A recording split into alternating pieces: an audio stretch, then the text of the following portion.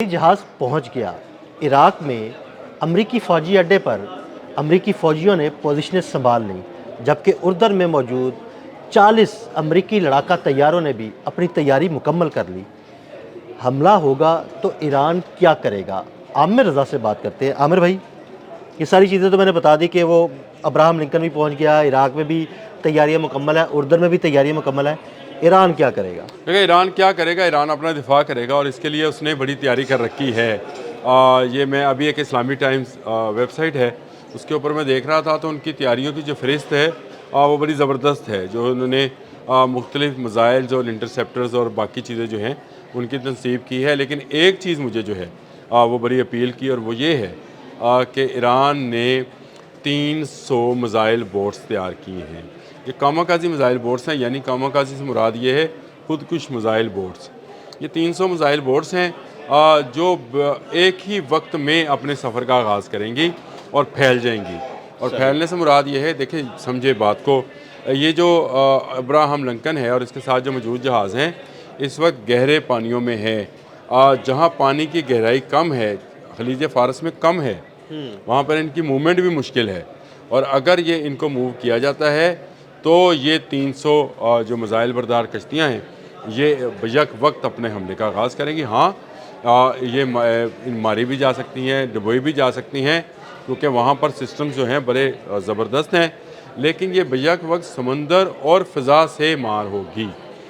अब आप उसको समझे, समंदर में ट्रैवल भी करेंगी और साथ मिसाइल भी फायर करेंगी। ये समंदर में ट्रैवल करेंगी, मिसाइल फायर करेंगी, इनको निशाना बनाया जाएगा, इनके मिसाइल को निशाना बनाया जाएगा। लेकिन जो ज़मीन है, जो कि आपके पोर्ट्स हैं, ईरान के जो पोर्ट्स हैं वहाँ से और ईरान की फ़िज़ा से पैंथम 4 जो है जिसको पैंथम बोलते हैं और इसको F4 बोलते हैं जहाज़ को, वो या अली नामी मिसाइल जो है क्रूज़ मिसाइल उसको फायर करेगा, जो कि फ़िज़ा से समंदर की तरफ जाएगा और वहाँ पर बहरी जहाज़ जो है उसको निशाना बनाएगा। यानी ऐसा कोई मामला नहीं है, मैंने जो कहा था ना कि समंदर से और फ़िज़ा से और ज़मीन से जो है मिसाइल की बारिश की जाएगी। देखें, ये ईरान तैयारी कर चुका। मैंने आपको पिछला एक व्लॉग आप मेरे साथ कर रहे थे तो मैंने आपको बताया था कि इतनी दूर आबनाए हरमज़ में खड़ा करने का मकसद सिर्फ ये है कि F-35S यहाँ से उड़कर ईरान तक बासानी पहुँच जाए, इसको रीफिलिंग की ज़रूरत ना पड़े। लेकिन एक वजह और भी है कि कादर और नूर नामी 2 मिसाइल जो हैं वो इस तक ना पहुँच सके, जिनकी रेंज कम है। तो इस तक कौन सा मिसाइल पहुंचेगा? ये मेरा एक सवाल है ना सवाल। ये इस तक पहुँचेगा जी खलीज फ़ारस। सही, खलीज फ़ारस के नाम से ही ईरान ने जो है ना अपना एक मिसाइल तैयार किया हुआ है। ये खलीज फ़ारस जो है ना जी, इसकी रेंज जो है ये कदरे ज़्यादा भी है और कदरे एक्यूरेट भी है। यानी इसका जो सिस्टम है, जो इसका नेविगेशन सिस्टम है, वो धोखा देने के काबिल है अमेरिकन तमाम उस इंटरसेप्टर्स को। और ये मिसाइल जो है नूर और कादर जो हैं वो फायर नहीं होने हैं इस वक्त। जो खलीज फ़ारस नामी मिसाइल, ये इसका नाम खलीज फ़ारस रखा ही इसलिए गया था कि खलीज फ़ारस की हिफाजत करेगा। सही, सच्ची बात है। और आबनाए हरमज़ मैंने आपको इसका नक्शा बताया है कि ये कहाँ पर वाक़या है। अब अमान के किन सालों के साथ ये बहरे इंदो बहरा अरब की तरफ वाक़या है और खलीज फ़ारस का भी गेटवे यही है। और यहीं से 20% तेल है गुज़रता है। यहाँ पर खलीज फ़ारस को जो है वो लगा दिया गया है, यानी ज़मीन में गाड़ दिया गया है, नस्ब कर दिया गया है, जो भी आप इसको कह लें मिसाइल को, और उसको जो है फायर किया जाएगा। और बड़ी बात यह है कि ईरान ने अभी तक किसी सैटेलाइट के अंदर इसका जो उसको क्या कहते हैं नक्शा है वो अभी तक पकड़ा नहीं जा सका है। कैसा खुफिया काम किया है उन्होंने और कैसा ज़बरदस्त काम है।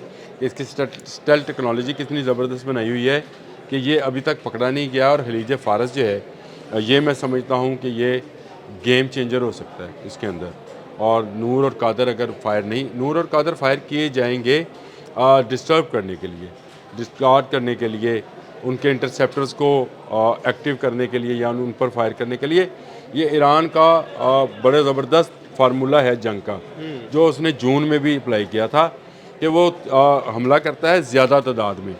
देखें, जब आपके पास सलाहियत असले की उस नौइयत की ना हो जो कि इंटरसेप्टर्स जो हैं उसको क्रॉस कर सके, तो फिर आप इंटरसेप्टर्स को भटकाने का काम कर सकते हैं। आप ज़्यादा तादाद में मिज़ाइल फायर करते हैं, कुछ ड्रोन्स भेजते हैं ताकि इंटरसेप्टर भटके, कुछ मिज़ाइल और ड्रोन्स को निशाना बनाया जा सके और कुछ जो है ना अपने टारगेट पर जाकर लगे। अच्छा, ये ड्रोन का वाला भी जो मामला है, ईरान ने वो ड्रोन भी बना लिया जो इसराइल तक जाएगा।